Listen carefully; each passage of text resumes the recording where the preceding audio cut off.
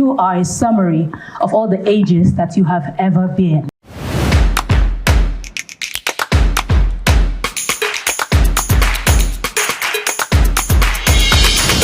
We're so excited to be here. Thank you, TEDx Kwarimpa, for having us. So let's get right into it. Today we are speaking on the global power of teenage stories. Now, I know you can't even imagine, maybe at some point you would have heard those two phrases being put together, global power, teenage stories, right? Because as adults, we get so busy with the lives we're living now that, time just passes and this is what is the most pressing thing to us. But I would like to open up with a quote that says, you are a summary of all the ages that you have ever been. Some of us may have heard that quote before, and we're going to go deep into it today. Now, when you think of being a teenager, you think of it as a pastime of ease in your life. That's why so many people think of adulthood as a scam, as we jokingly say.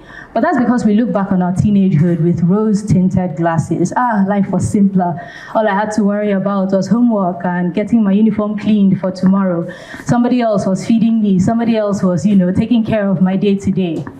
But then here's the issue, right? It's not really an issue, but I would say here's the problem with how adults tend to look back on teenage issues. We look at it as a past experience, but for the teenagers, that time of their life is their entire universe. It's their entire world. I would like to cast us back to a time, maybe somebody broke your heart, you failed an exam, when you were in school, somebody stole your lunch money. In that moment, if an adult had come up to you and said, it's not even that serious, you're not the one paying rent, you would have felt extremely minimized and dismissed. Because for you, in that moment, that's the only thing that mattered. For you, in that moment, that was your whole world that was falling apart, that was shattering. I texted my crush, but they didn't text me back. And if your parent hears that, they'll pursue you with broom. But for you, in your room, you cry for hours because, oh my gosh, my world is falling apart, right? So if we cast our minds back beyond rose-tinted glasses to our own teenage experience, we will remember that at that time in our teenagehood, it was the summation, of our existence. Yes, and while Jesse has just explained the theory, I have lived the reality. I'm so sure most of us have. I remember a time when I had a crush on a boy in secondary school, and I didn't know how to approach him to tell him, because from what I'd seen in the movies, there was this confidence or this energy that came with being able to be bold to speak to your crush. But at that time, I was very shy. I did not fathom that happening. And I remember going back home and just feeling really sad. And then I remember watching Hannah Montana that time. And there was an episode where she had that similar situation. And in that moment, I felt seen. And it didn't feel like, this is a strange concept. And now that brings me to the point that, I just realized that if stories from other countries could speak to us, then stories from here could speak to the world. And we realize that teenagers are not just watching stories for entertainment. They are watching because they are searching. They're searching for answers. They're searching for their identity. They're searching for where they belong. They're searching for what their purpose is in life. And so this is one of the places they go to find these things is media. And this just tells us how powerful media is in shaping youth and just the global audience and how they think. They scroll social media, they binge shows, they listen to music, and all of them is teaching them something. Whether they mean it to or not, people learn from what is put on media. And that is why when we started telling teenage stories, it was our mission, our duty to make sure that these were wholesome content that would help in the search for who they are, for what their purpose is, and for what they were put on this earth to do. Now, what's the reason why you find maybe an audience in Nigeria consuming content from somewhere else on the planet? We watch Korean dramas, we watch Filipino telenovelas, we watch American TV shows. Some of us grew up on Disney Channel. It was because we could relate. There was some touch points in those shows that made us feel seen and understood. This is the global power of teenage stories. So let me bring it home. When it comes to teenagehood, emotions are the driving power of every single thing they do. We are not connected globally as teenagers to other teenagers because maybe we have the same culture, we speak the same language, but it's because we feel the same things. Like she said, talking about telling Nigerian stories or serving Nigerian stories to a global audience, we must hinge on the emotion of our young people. Why are we speaking about young people? Well, because like we say popularly, these are the leaders of tomorrow. Imagine a world where Nigeria was the leading experts that the rest of the world was following. Right now, a lot of the times, our inner culture within the country, within the continent, we have our own authentic cultural moments, right? But there's a lot of it that's also led by the West. Oh, skibidi toilet is trending on TikTok in America. I see so many people here are lost because, like, why do I know what is skibidi toilet?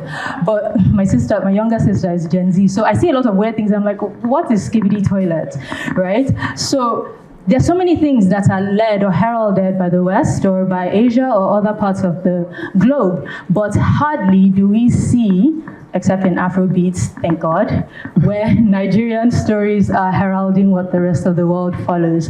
And this is what we're here to challenge today. The reason why we are honing in on the teenage aspects of it is because these are actually the culture shapers. They are the ones that create the trends. They are the ones that start the sparks, start the movement. But more importantly, they are the ones that are going to take over the country at some point in the future, and you'll be hoping that, oh, we have good leaders out of them, good doctors, good pharmacists, etc. Right? So this is why we're honing in on this demographic to tell stories that shape the values of these teenagers. What do we want them to create in the future? Those are the things that we have to start instilling in them now. Like she said, through social media, through film, through television, through books, music, all sorts of media. Media is probably the fastest way teenagers consume content, right? So if they're consuming content, what exactly are they consuming? How are we ensuring that what they're absorbing are the things that we want to see represented in our parliaments tomorrow, on our televisions tomorrow for our own children, grandchildren to consume? And piggybacking off what Jessie said, representation is not just the only thing that matters, the value as well. Because teenagers just don't want to see people who look like them. They want to see people who become who they say they will become.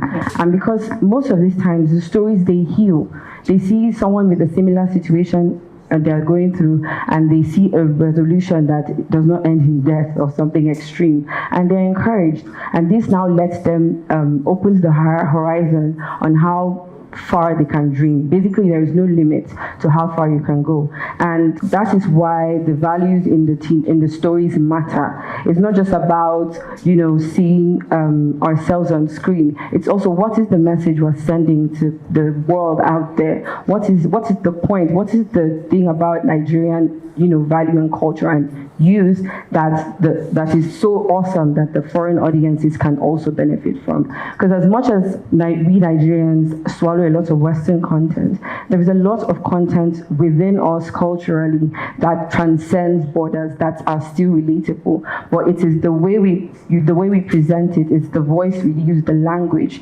the colors, the traditions. These are the things that really make us stand out in a global stage. And I dare say, as Africa is being primed right now to take over global content, yes, I'll say it again, Africa is being primed to take over content globally. We have to ask ourselves, are we really taking ownership? Because here's what's going to happen.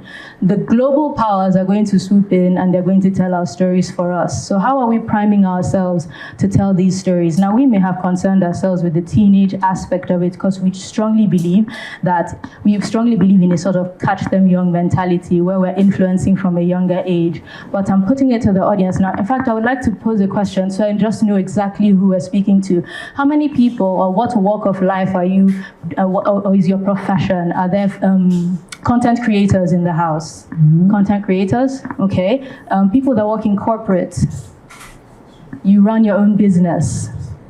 Maybe you're in the medical field, education, right? There's a wide variety of people. I don't assume that we're all in the same page because somebody may be thinking, I'm not a content creator, or how am I going to influence the next generation? We are filmmakers, so we have a direct line to influence, and we do make those sort of films where we recognize that, okay, if somebody's watching this, they're definitely going to pick a thing or two, right? But to the rest of us who don't feel that we are influencing the next generation because we're not working in media. You should look at the people around you, your cousins, your nephews, your nieces. They're watching you and absorbing the things that you portray in front of them. If they find out you're a crook, or they find out you're unfair in business, or they find out that you're a liar, those are the things that will determine how they also present themselves in society. So don't think too far in terms of, oh, I'm not on Instagram, or I'm not on TikTok, so I don't really think I'm influencing anybody. Just look to the people beside you, because what they're absorbing from you, maybe they will go to TikTok and talk about, oh, how my uncle does this, and he's my role model. You've influenced that teenager, and so you've influenced the future, right? So looking at the global power of teenage stories, how are we taking ownership of our own stories? How are we positioning ourselves for the globalization of African stories? Are we melting away our culture to adopt what we see on other televisions? My father used to say when we were younger that television was other people telling a vision, right? I know that's corny, but today it quite literally is true, because what you watch is what you're absorbing, is what shapes your life. Maybe the reason why we're standing here today is because we grew up watching a lot of Western media that sort of gave us the representation we were looking for, but it might have been slightly different and maybe slightly more empowering if those stories had faces that looked like ours and taught us the culture and maybe gave us some more sense of national pride. Unfortunately, I cannot speak my language where I grew up. This is unfortunate because people I was watching on TV, they were speaking English. And as far as I was concerned, I wanted to relate. Not saying that I said, oh, I don't want to speak the language, but subconsciously, it never mattered, or it never occurred to me that, this might matter down the line. Now somebody next to me will be speaking Hausa and I'm looking to the sky lost. But that sort of causes an exclusion for me. It makes me not able to relate to my people and be able to relate to my fellow Nigerians, which is, quite a terrible state of things. But thankfully, we're in a place here today where we can quite literally change that. We'll have our young ones watching Korean dramas, for example, and they're learning Annyeonghaseyo and Chagia and all those things, right? And many of us understand because it's quite popular. But why is it popular? The Koreans consider entertainment as natural resource. A natural resource where they hone it, they protect it, they take care of it and make sure that it grows. The entertainment goes far and wide because of how the nation looks at it. But here in Nigeria, we need more of that sense of ownership, of national pride concerning our culture, concerning our stories. Yes, and when we also initially got into filmmaking and creating, it wasn't really to dominate, it wasn't even about global domination, but while we were creating, we realized, because we would get comments and messages from Jamaica, from the US, from Trinidad, just different places. We realized that, wow, these stories are so natural that a lot of people across the borders can relate. And this just tells us how the power of storytelling, or just how perception is really important. Because we're not just war, we're not just poverty, we're not just corruption, we're not just, all these vices. There's more to us. There's love, there's heart. We're soft, we're people with culture, we're loving. And these are the things that we should plan, or we should try to put out there. It doesn't have to be via film. Like she said, your immediate environment. What perception are you giving the young ones who watch you? You're in business, you're in the creative economy, you're in the medical field. What are the things you can do that can influence a younger generation who's coming after us? So this is why value is a global responsibility. The value we're instilling in the next generation is our collective responsibility. We must care about the kinds of stories that teenagers carry, the kind of stories that teenagers consume, because they are building the adults that we will one day rely on, we will one day trust or depend on. Our governors, nurses, presidents, doctors, they are being shaped today by our media, by our stories. This responsibility is a collective one across Nigeria and across the globe. Every one of us must become a creator of value, a creator of value. So next time you're making your video, you're addressing a panel, you're addressing a room, think about what value are you leaving with the people there, because it quite literally shapes the future. It's not a responsibility for just filmmakers, but it's for every adult in this room influencing someone next to you. And I'd like to leave us with a question. What does your 15-year-old self wish you would create or protect for the teenagers living in the world today? I'll ask that again. What does your 15-year-old self wish that you would create or protect for the teenagers living in the world today?